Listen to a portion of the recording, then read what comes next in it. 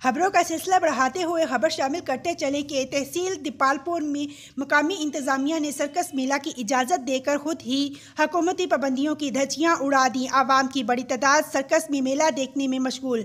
Corona फैलने का खतरा बढ़ गया। मजीद तफसील जानते हैं हमारे डिस्ट्रिक्ट रिपोर्टर इश्तियाक अहमद जट से। जी, हुकूमत की जानिब से एक तरफ तो कोरोना जैसी मूजी मोलक और आलमी वबा से नबर्द आजमा होने के लिए हुकूमत बड़े इकदामात कर रही है। इस हवाले से थिएटर, सिनेमा और शादी हॉल्स पर पाबंदी लगाई जा रही है, तो दूसरी जानब उकाड़ा की तहसील दीपालपुर में मुकामी इंतजामिया की जानब से शहर के वस्त में सर्कस मेला लगाने की इजाज़त देना SOPs को हवा में उड़ाने के मुतरादिफ है।